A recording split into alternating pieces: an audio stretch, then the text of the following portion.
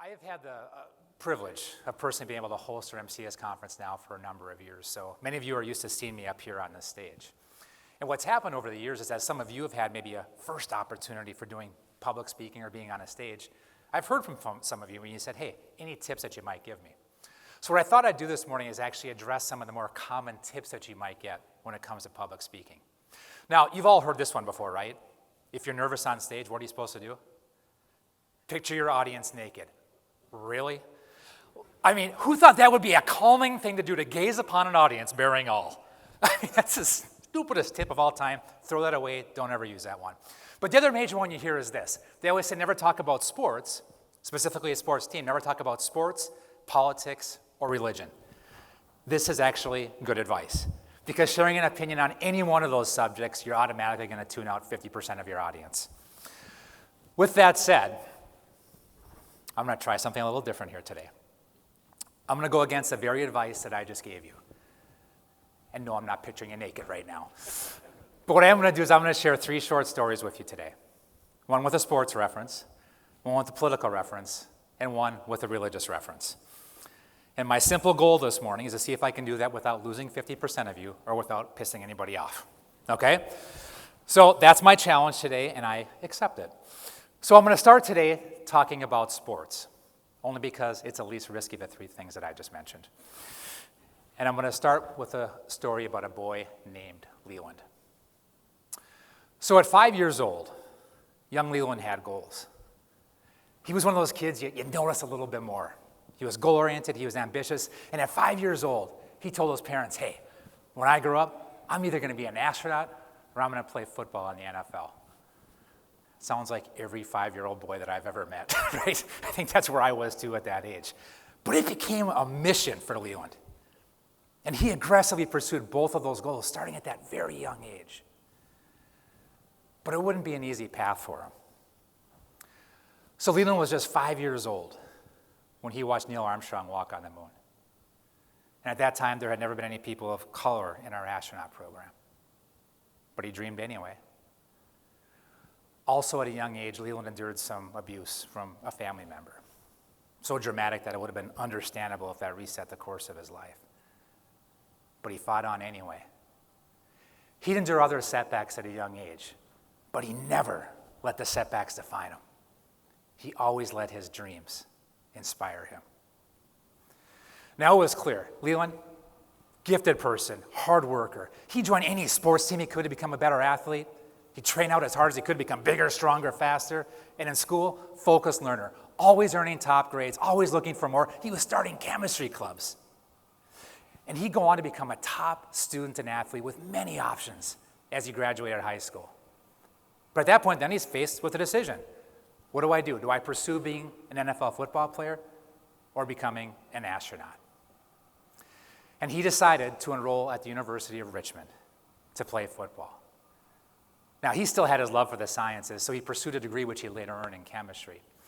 But as he started playing college football in pursuit of that NFL dream, he faced some challenges. So he'd start his college football career as the last man on the depth chart. Now, when you're the star high school player, big man on campus in high school, and all of a sudden you're in college, nobody knows me, I'm the last man on the depth chart, that's a tough thing to overcome. And he wouldn't even play until his sophomore year. But again, he never let the setbacks define him. He only let his dreams inspire him. By the time he was a junior, he'd become a regular player and a key contributor on the team. And when he was a senior, he took off, earning All-American recognitions as a wide receiver. And suddenly, the NFL dream seemed within reach. So Leland would opt in to the 1986 NFL draft. All of this work, all this perseverance through obstacles, and here was his moment. Now, it wouldn't happen until the 11th round, but then he was drafted by the Detroit Lions, which is kind of like a real football team. Kind of? Yeah. So, but again, faced with many challenges being such a late round draft pick. When you're an 11th round draft pick, they don't even have 11 rounds in the draft anymore. But when they had it back then, you're not even supposed to make the team. You're just a body for training camp, right? But he fought hard and he improved every single game. Now what happens is in the NFL, they play 4 preseason games to ultimately determine who's going to make the team. And after every game, they cut about 10 players, but he was always still there. From 90 players to 80, he's still there. To 70, he's still there. To 60, he's still there. And it's starting to look like, hey, I'm going to make the team. And in that last preseason game, as he was solidifying his spot on the team with his performance on the field, suddenly he heard this. Whoosh. Torn hamstring. And he was cut by the Lions the next day. So all of that work, and he got so close, and that dream was gone. So Leland had to decide what to do. Don't let the setback define you. Let the dream inspire you. And he was committed to still making it in the NFL. So he attacked his rehab to get healthy again. He worked out harder than he ever had before. He put himself in the best physical shape of his life. He sent tapes to every team in the league, asking for, just begging for the opportunity for a tryout. And finally, the Dallas Cowboys granted him that wish. Now, it was going to be a long shot for him to make the team, but it was a chance, which is all he wanted. So you know what happened when he got to Dallas? Boy, flat out dominated. All of training camp, every preseason game. In fact, coach came up to him right before the last preseason game and said, son, you're going to be a member of the Dallas Cowboys. And he was filled with joy. He talks about playing that last preseason game with this big smile on his face underneath that helmet until it happened again. Torn hamstring. This time so severe, he'd never get to play football again. Leland had done everything right, but that dream was no longer possible. At this point, we're not talking about a setback. The dream's actually gone. So Leland had to ask himself what to do next. And he remembered that most of his life, he said he had 2 dreams. So if one's gone, you know what? Why not pursue the other? So he'd go back to school for his graduate degree to become a scientist, and this then became his foot in the door to NASA. Now at NASA, Leland would first work with world-known mathematician Katherine Johnson. And if that name sounds familiar, she was recently featured in the film Hidden Figures. And eventually, after earning his stripes in NASA, he'd apply for the astronaut program. And finally for Leland, a dream was about to come true. He was accepted into their astronaut program. All of these setbacks, yet he never lost sight of his lofty goals. And here was his moment. Now, he'd started his training, which, by the way, challenges both mind and body, rigorous testing and endurance exercise. Now, as a smart and educated man, he did great. As an athlete, he had all the physical traits for success. Now, one of the more challenging stress tests that they put you through is doing deep water dives. The reason why is actually being underwater best simulates doing spacewalking. So in fact, if you're down in Houston at NASA headquarters, they have North America's largest pool, and in there they have a direct replica of the International Space Station. This is where the astronauts train. But way before that, you got to go through this other testing and doing deep water dives. And on one particular day, as Leland was doing one of those descents, he had an equipment malfunction. And he was falling deeper and deeper. His ears were actually bleeding. And it took them a while to get him back above water. And when they did, all these doctors were surrounding him, and Leland was just getting frustrated, agitated, just saying, why are all these doctors surrounding me and not telling me what's going on? But he'd later find out they were talking to him the whole time. But he had now lost his hearing and was deaf. Without the ability to hear, yet another dream was taken away. Never let the setback define you. Only let the dream inspire you. I sure didn't feel like it at that moment for him. He did everything right. And now both dreams were gone. He got so close. So close.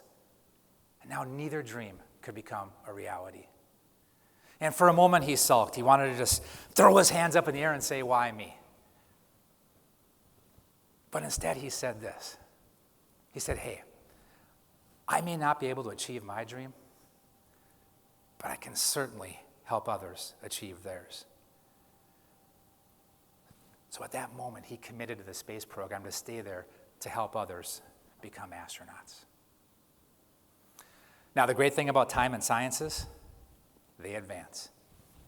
The great thing about bad breaks, at some point, they usually get balanced out by some good breaks too. And finally for Leland, he was about to catch a good break. Something quite unexpected happened after a time. They were able to help him get his hearing back. And after a long journey in 2008, Leland Melvin flew his first mission as an astronaut. Never let the setback define you. Only let the dreams inspire you. Melvin chose to be a person of action rather than a victim of circumstance, and Leland finally smiled. He dreamed big, he achieved big, and he overcame. Now that's one of those stories that can not just make Leland smile, but make anyone smile. So this story sent me down a path. I mean, to have the courage to dream so big, and the tenacity to overcome so much. What is it about our space program that pushes someone so far? With that, let's turn to politics. You're like, where the hell is he going with this? But after learning Leland's story, I decided to take a trip to NASA in Houston earlier this year. And I was fortunate enough to get a backstage VIP pass, and I got real close to their mission, their people, and their culture. And I'll tell you, it was one of the more fascinating trips that I've ever taken. As you're probably aware, this is the 50-year anniversary of our first moon landing. And you could feel this the moment you stepped on campus. There is history and mission everywhere. Now, obviously, there's a rich history. They celebrate their heroes, all who were space travelers in all missions. I'll tell you what I also found interesting is they have pictures of their current astronauts in space everywhere on campus. They want everyone at NASA who's working at NASA to know who they're protecting up in space. And while there's great recognition of the past, there is no mistaking the energy towards the future. What the moon was 50 years ago, Mars is today. The mission to Mars is captivating everyone. The mission objectives are posted everywhere. Everyone talks about it with great length and incredible passion. Everyone knows their role in making this happen. And I gotta say, with the pride of such an engineering-rich organization, we're talking about NASA here, on such a visible and amazing mission, and we're talking about going to Mars, I really wondered about what their feelings would be towards Mr. Elon Musk, right? Musk has been very bold as a private citizen in challenging and accelerating our mission to Mars. So how would this proud organization feel about him? That's what I wondered going there. Well, to say that he's a rock star at NASA would be a grand understatement. They love him. I mean, they love him. I mean, shoot, half the gift shop is Musk merchandise, and his picture is everywhere on NASA's campus. The reality is, because of Musk, NASA has changed the very way that they innovate. Gone are the days of that being primarily or wholly an internal endeavor. Now is the day that they embrace the power of partnerships. And beyond Musk's SpaceX company, there's countless others. Virgin Galactic, Boeing, Draper, there's so many of them. NASA doesn't view them as threats. Rather, they view them as a requirement. It expands their research and development. It accelerates innovation. It injects more dollars, more resources into the equation. And in so many ways now, it's private leadership that's creating our rallying cry and enabling NASA. That's why Elon Musk is so celebrated. Now, his goals are aggressive, right? He's looking in touchdown at Mars in 2024, at which point we're going to send both unmanned and manned missions to the planet. Our goals starting 2024 are to begin bringing supplies and also to do further testing for future colonization. Ultimately, he sees us colonizing Mars by 2050. Ambitious? Maybe. Bold in a rallying cry? Yeah, you bet it is. Now, JFK never said, hey fellas, let's try going to the moon, see what happens. No! As the wise man once said, do or do not, there is no try. JFK captivated us with his words. We choose to go to the moon in this decade, not because it is easy, but because it is hard. I believe the nation should commit itself to achieving this goal. JFK said we're going to the moon. And with that, he rallied a country, and nobody saw failure as an option. And yes, those of you that are old enough, you'll remember, it was a race back then between us and what was then the USSR. But what happened after we won the moon race? Russia celebrated the US. Neil Armstrong was a hero there. They not only welcomed him, they literally threw him a parade to celebrate his achievement. And with that, space collaboration began. Now, I showed this picture earlier, right? And what caught my attention was this. Yes, you see this enormous pool, which is pretty awesome. But look behind it. 15 flags representing 15 countries working together. You see Russia and China, and some of these flags may conjure up images of political friction. But as part of our international space program, they are one team. They live together. They train together. They speak a common language. They develop compatible parts and tools. They learn each other's quarters and assets. This is the power of collaboration. 15 countries with one common mission. Let this serve as a good lesson for global leadership. That's my political statement, so I can cross that one off my list. Just religion to go. While not a citizen of any of these 15 countries, I met a key figure in our future in Valkyrie. Looks a lot like Iron Man, doesn't it? 6 foot 2 inches tall, 300 pounds. The goal of NASA is to eliminate doing human spacewalks. They hate doing them. It's the most dangerous thing that they do. So they see a future where robots like Valkyrie can do that instead. They also believe that robots will be our first visitors to Mars, our first builders, our first constructors. Now, Valkyrie is technology rich. Her brain is 2 Intel Core i7 computers. Her hand is 3 fingers with 38 sensors to maintain dexterity, and she has a battery pack that allows her to be unplugged for up to 1 hour. Valkyrie represents the type of innovation that's needed to achieve an aggressive goal, like our mission to Mars. You know what's interesting? If you look back at our first trip to the moon, you can see the impact of innovation across our daily lives today. So the next time you're using a dustbuster, cordless drill, or watching satellite TV, you can say to yourself, I'm a freaking astronaut. Because all of those things were developed for our first trip to the moon. In fact, between Apollo missions, other space missions, we've gained hundreds of innovations that have Earth-level applications. Just some other examples, CAT scanners, right? We all recognize this as cancer-detecting technology. That was first developed by NASA to find imperfections in space components. Invisible braces. NASA built this translucent ceramic that is now used in modern-day braces. And of course, Speedos. So NASA used the same principle to reduce drag in space to design the world's fastest swimsuit for Speedo. There's more modern-day innovations if you look at our space program over the years, from digital cameras to GPS units, so much more. To fuel our mission to Mars, we're going to need new innovations. And let me give you a little bit of a glimpse as far as what's to come. Maybe one of the most anticipated innovations to come is the James Webb Space Telescope. This is the telescope that's replacing Hubble, and it's set to launch in March of 2021. Now, that huge chamber that you see on the left picture, that's the world's largest vacuum chamber. And I'm telling you, the picture doesn't compare to seeing this thing firsthand. But in here, they can simulate space and test large equipment like that satellite telescope. Folks, this telescope is a game changer.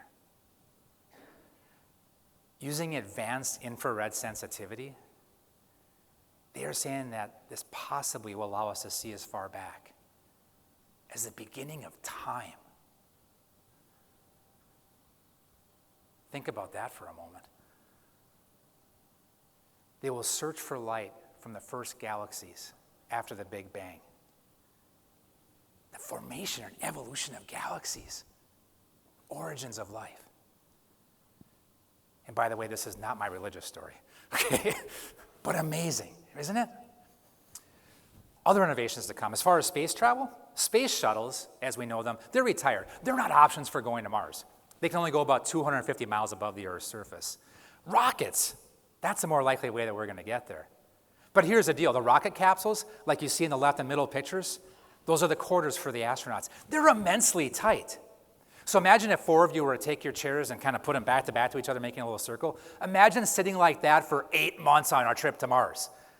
I don't care how cool these guys are. You couldn't handle that. No human could handle that.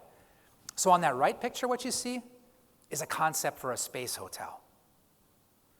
The idea of this is that these could be launched at certain points along the way in a journey to Mars. People could stay there, retain some sanity. And I can tell you they recently attached one of these to our International Space Station for testing. Other innovations are planned, and certainly others are going to emerge. 3D printing. Hey, there's no Amazon Prime on Mars yet. It'll come, we all know that, right? But with 3D printing, this will help provide the necessary tools and supplies on demand. And considering the fact that there's a near zero gravity on Mars, or maybe leveraging one of those zero gravity chambers that I showed earlier, you could potentially even print out your own house.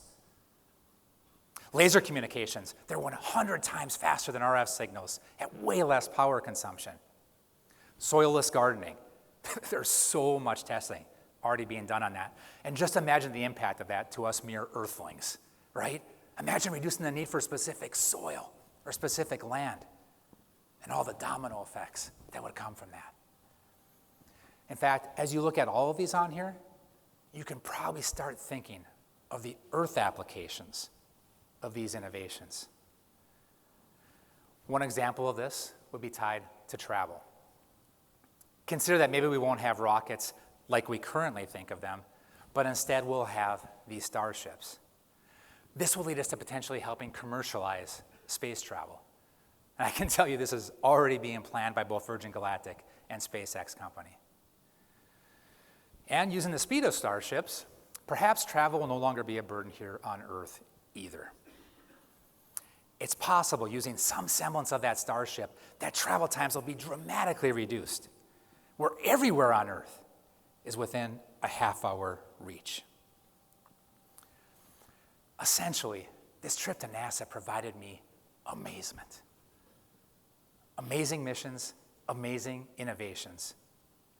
And with such a mission and innovation requirement, I can tell you it invigorates the human spirit. Finally, let's turn to religion. Be very careful, John. So my pastor and good friend, Jeff Vanden Heuvel, he shares a common interest with me in our space program, and he once shared a very short yet powerful story that I want to share with you. And by the way, that's as religious as this is getting. I'm playing this one very safe, okay? So back in 1972, Jacob Needleman was once asked by Time magazine to be an observer for the Apollo 17 launch, which he gratefully accepted. Apollo 17 was a final mission of NASA's Apollo program. And to this day, this marks the last time anyone's traveled to and walked on the moon. So Jacob explained his experience in an interview some years ago, and he'd say it like this. There were people everywhere. Some on the stands, some on the lawns. Everyone was loud, festive, and partying leading up to this launch. Me? I was with a group of people sitting on the lawn, drinking lots of beer, and waiting for this huge white thing, this 35-story high white rocket to light up and ignite the evening sky.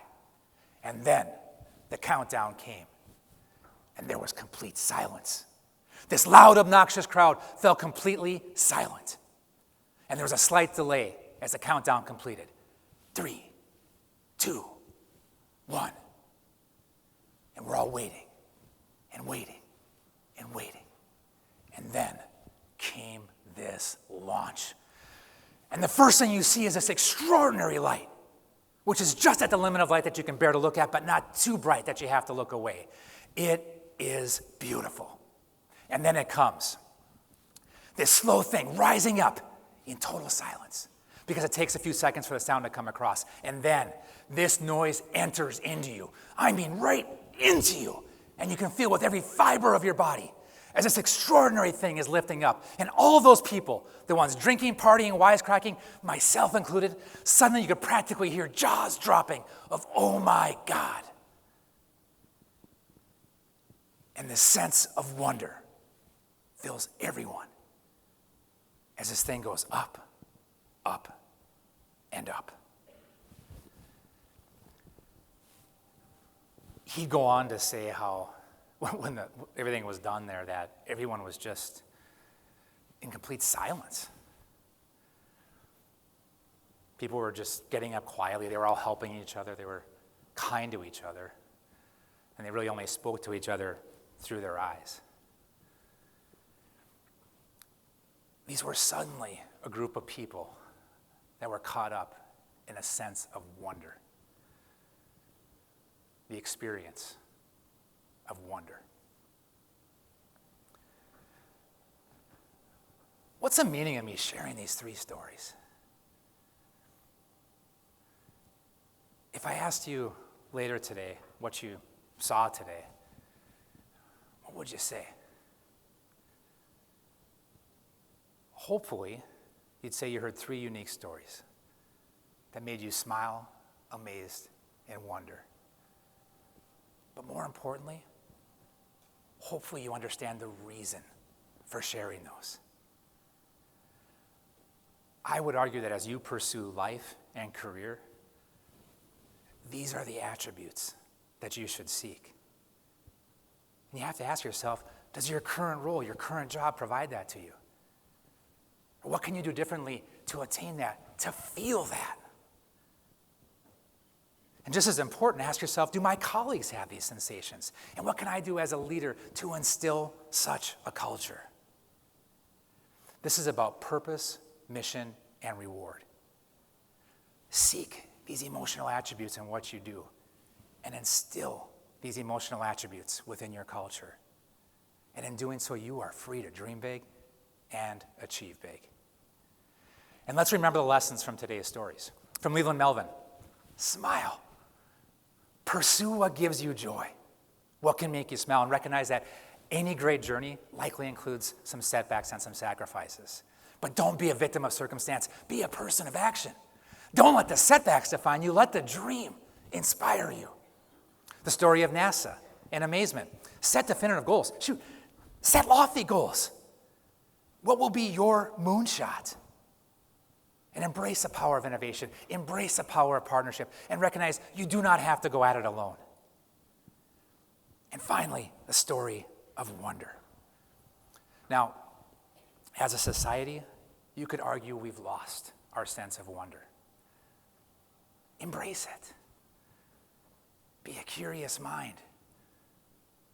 Think beyond what's possible and know that your ability to wonder will ultimately fuel your ability to amaze and smile.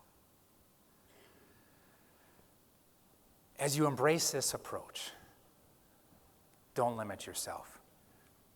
Dream big and be mindful of how to start. Just like that 5-year-old boy who watched Neil Armstrong walk on the moon. It starts with wonder. And then those collections of things that you do every day that often can feel unremarkable, when they're done in the spirit of mission and purpose, they can help you achieve something truly remarkable. Thank you.